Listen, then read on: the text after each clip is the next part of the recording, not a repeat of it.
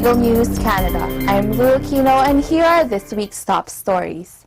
Cuban foreign minister says there was no audio attack against U.S. diplomats. Venezuela claims to restructure all foreign debt from now. Hillary Clinton knocks U.S. President Donald Trump on stance on Russian sanctions. Now for the details.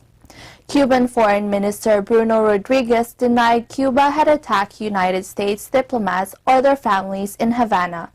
Kenny Aquino with the details. Cuban Foreign Minister Bruno Rodriguez on Thursday unequivocally denied Cuba had attacked United States diplomats or their families in Havana, adding that anyone who said an attack was carried out was deliberately lying. Sí, puedo afirmar rotundamente que quien afirma que han habido ataques, actos deliberados o incidentes específicos como causa de estos daños de salud, miente deliberadamente. He dicho y confirmo que se están utilizando estos daños de salud como pretexto de naturaleza política, con objetivos políticos, para eliminar los progresos alcanzados y dañar la relación bilateral. While the United States has not formally accused Cuba of carrying out what it says are attacks that have caused hearing loss and cognitive issues in its diplomats, President Donald Trump said last month Havana was responsible. Tension over the alleged attacks, some of which involved high-pitched sounds, came after Trump said in June he wanted to partially roll back the historic détente between the United States and Cuba, ordering tighter restrictions on travel and trade. These have yet to be unveiled. Rodriguez said that the United States was using alleged attacks as a pretext of a political nature to eliminate the progress reached and to damage bilateral relations. The Cuban government is willing to continue having a respectful dialogue as well as a serious and objective cooperation with the United States, and is committed to conclude the investigation to clarify these events. The U.S. government should stop politicizing this issue, which could lead to an escalation and take bilateral relations further back, which will have harmful consequences for both peoples and countries. The Cuban foreign minister said Cuba was willing to work with the United States to fully investigate the alleged incidents, but said the U.S. was not cooperating, had not provided any evidence of the alleged attacks.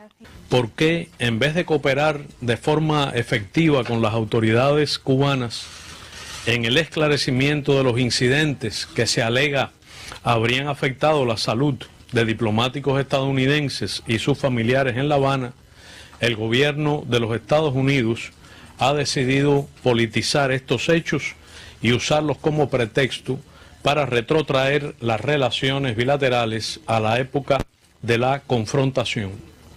Es hora de que el gobierno de los Estados Unidos diga la verdad o presente evidencias. Se ha producido un retroceso significativo en las relaciones entre ambos gobiernos. Tuvo su primera manifestación en la directiva emitida por el presidente Donald Trump el pasado 16 de junio, cuando anunció la decisión de endurecer el bloqueo económico, comercial y financiero contra Cuba.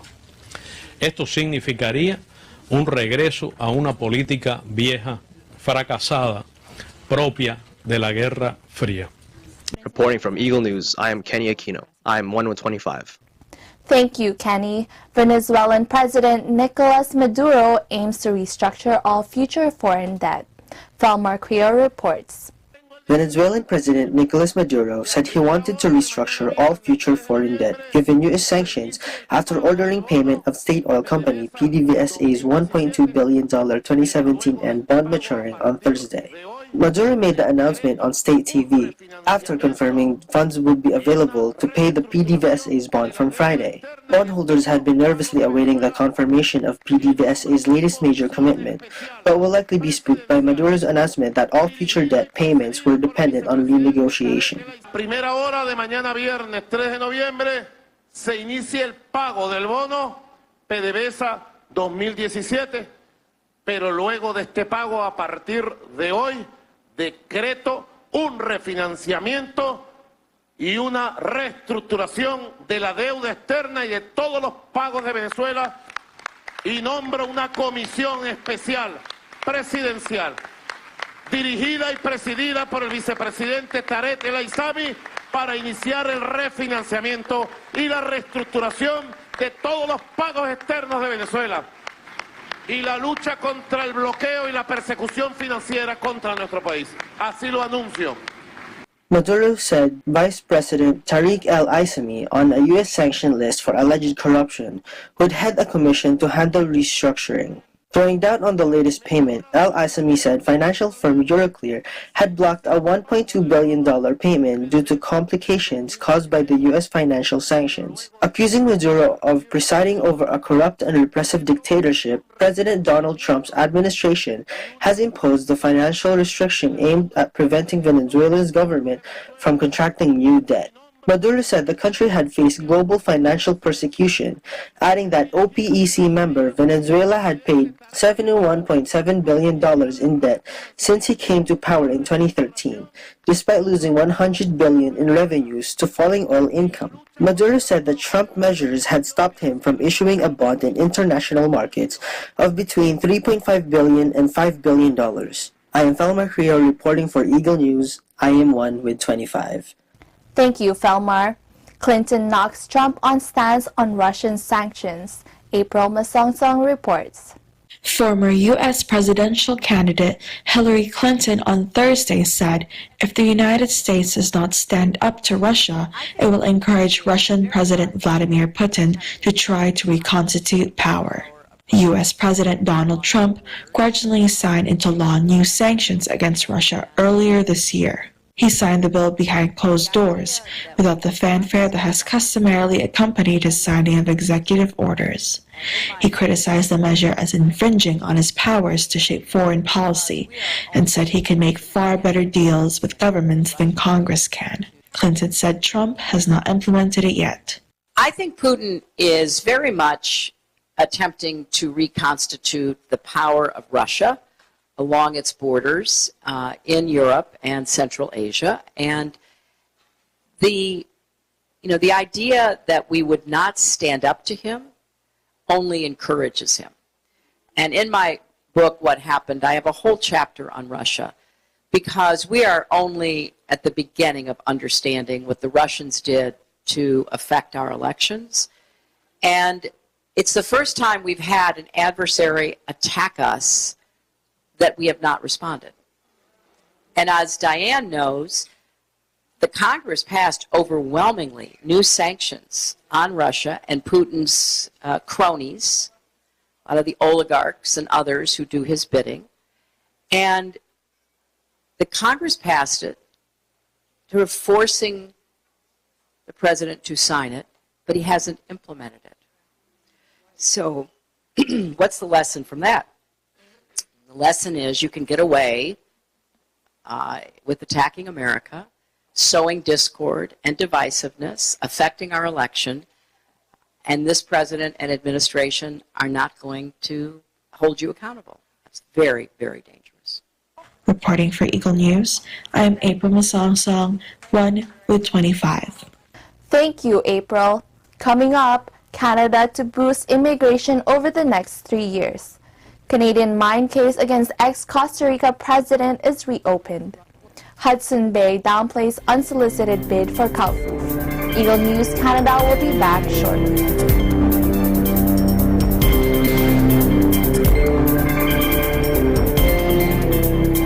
Welcome back. This is Eagle News Canada. Canada will boost immigration over the next 3 years. Jonah May Medrano has the details. CBC reported Canada will welcome nearly 1 million immigrants over the next 3 years, according to a plan offered by the Liberal government on Wednesday. In 1971, there were 6.6 people of working age for each senior. By 2012, that ratio of worker to retiree had dropped to 4.2 to 1. Immigration Minister Ahmed Hassan said that with the ratio of workers to retirees shrinking, immigration can help close that gap. CBC reported that the number of economic migrants, family reunifications, and refugees will climb to 310,000 in 2018, up from 300,000 this year. That number will rise to 330,000 in 2019, then 340,000 in 2020. Reporting for Eagle News, I'm Jonah May Medrano, and I'm 1 with 25. Thank you, Jonah. Officials say Costa Rican prosecutors have reopened a case against former President and Nobel Peace Prize winner Oscar Arias for authorizing a Canadian-owned company to mine gold despite environmental concerns. The decision made early this week revives a probe into whether Arias failed to uphold his presidential responsibilities by signing the 2008 decree permitting Vancouver-based Infinito Gold to operate in the north of Costa Rica in the name of the public interest. The probe was previously dropped in 2014. Arias, a president from 1986 to 1990 and again between 2006 and 2010, said on his Facebook page he would comply with the prosecutor's request to give a declaration on the matter once he returned from a trip to the United States, where he was to speak at Princeton University. Despite the 2008 decree, Infinito Gold did not open the mine because a Costa Rican court voided the authorization on environmental grounds. Arias' energy minister at the time, Roberto Robles, was originally convicted and sentenced in the case, but that verdict was overturned by an appeals court that ordered a new trial, which began in September. The northern zone of Las Crucitas, where the Canadian mine was supposed to operate, was occupied this year by informal miners looking for gold. They caused serious environmental damage through the use of mercury and by dumping debris into rivers before police removed them. Reporting for Eagle News, I am Cara Cabusao, 1 with 25. Canadian retailer Hudson's Bay downplays unsolicited bid for cow hoof. Lynn Espiritu reports. Canadian retailer Hudson's Bay confirmed Thursday having received an incomplete, non-binding, and unsolicited offer from Austria Signa to buy its German department stores from Kaufhof. HBC, which also owns Saks Fifth Avenue department stores, said in a statement that it had received the offer, which had first been disclosed in the German media. It said Signa had offered 3 billion euros for Kaufhof, but pointed out that there was no evidence of financing in the bid. It said, consistent with its fiduciary responsibility, the board intends to review the offer in due course, and cautions that the offer is subject to many assumptions, conditions, and contingencies. HBC had outbid Signa in 2015 to buy Kaufhof for more than 2.8 billion euros. The company noted that their European business is an important element of the company's strategy. HBC said it had no further comment on the proposed deal. Reporting for Eagle News, I am Lynn Espiritu, and I'm 1 with 25. Thank you, Lynn. Coming up, Felix Y. Manalo Foundation sends humanitarian efforts to Toronto. FYM Foundation Aid for Humanity reaches out to a Vancouver community. Eagle News Canada will be right back.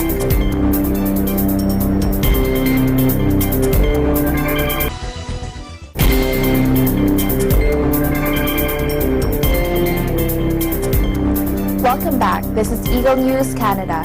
The Felix Y. Manalo Foundation holds humanitarian efforts at various food banks in the Eastern Canada region. Sabir Mufti reports. Today, thousands of members of the Church of Christ in Eastern Canada from the provinces of Ontario, Quebec, and the Maritimes have joined hands to help those battling poverty and hunger in this part of the country. Inspired by the initiative of the Felix Y. Manalo Foundation called Worldwide Aid for Humanity, Church of Christ members helped food banks nearest them. Food banks, or hampers, are the most visible and well-known response to hunger or food insecurity in Canada. This is the heart and the mind that God has laid upon our executive minister, Brother Eduardo V. Manalo, to be of help not only to the brethren, but also to our fellow men. And one of the ways that we can do that is helping them with their daily needs as much as we can. And here in Eastern Canada, what we are doing is a food drive, and all the collected foods will be brought to the different food banks in the areas of Toronto, Montreal, Ottawa, Halifax, Fredericton. In any place that we have a congregation, our brethren will bring what they have gathered together as we unite with worldwide aid to humanity. The increase in use of food banks records an alarming statistic on the social demographics. According to the report Hunger Count 2016, a comprehensive report on hunger and food bank use in Canada, the number of baby boomers and seniors visiting food banks has spiked dramatically. The influx of refugees plus those struggling to find work contribute to the increase in food bank visits. So food drives like this are instrumental and so important to what we do here. We just could not meet the demand in the community without wonderful people in churches like yourself that provide us some of the perishable and non-perishable foods that we deliver to people every single month. Support of organizations and generous individuals providing food donations helps sustain the needs of the community. Toronto Mayor John Tory agrees that the emergency and temporary solution of using food banks provides relief. 27 Church of Christ congregations across Eastern Canada prepared and volunteered to bring their donations to help those challenged by unemployment, adjustment to a new country, sickness, and disability. All the brethren are so active and show their willingness to bring their donations, and almost 100% of the brethren, and also even those Bible students and our guests who are here, show their donations and willingness to help those who are in need. According to Ryan Noble, Executive Director at North York Harvest, these programs not only help people access food, but bring people together all year long. The Felix Y. Manalo Foundation volunteers share with us why reaching out to those in need is something they give importance to. I think that they have a really big heart, and that they are dedicating a lot of their resources and time to do this. It's great donation, it's great support, and it shows like really a nice connection in our community. I feel really like we are connected, and it's like fantastic help for our clients. I really, really appreciate it. A deep sense of brotherhood, community engagement, and a vibrant network to support people temporarily challenged by unfortunate circumstances such as poverty and hunger are undeniably observed here today. For Eagle News, I am Sabir Mufti, reporting from Ottawa, Ontario. I am one with 25.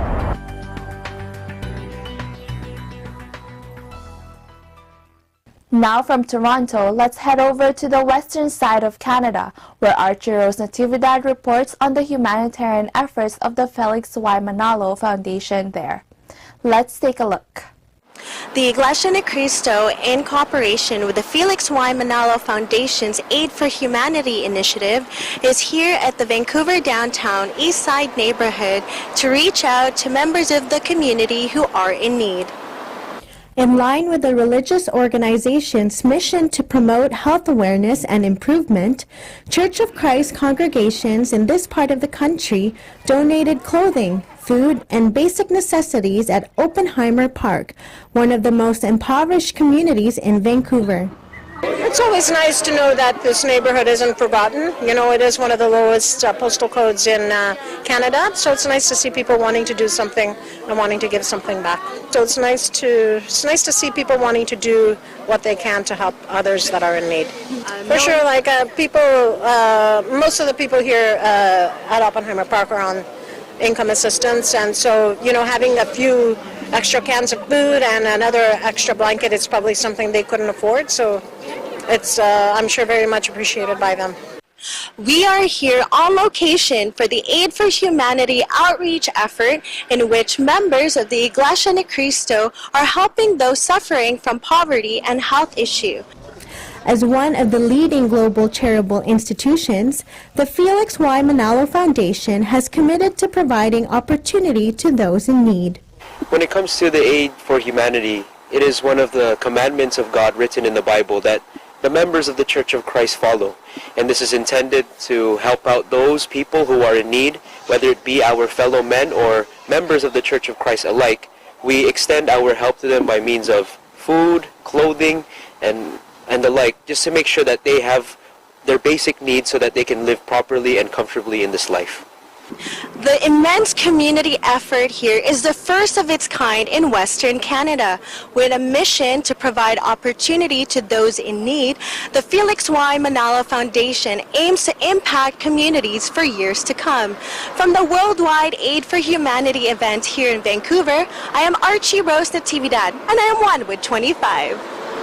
Thank you, Archie Rose. That is Eagle News Canada. Join us next week for news that matters to you. Visit our website at Eaglenews.PH. Like us on Facebook. Follow us on Twitter at twitter.com/EagleNewsPH. I am Lou Aquino, and I am 1 with 25.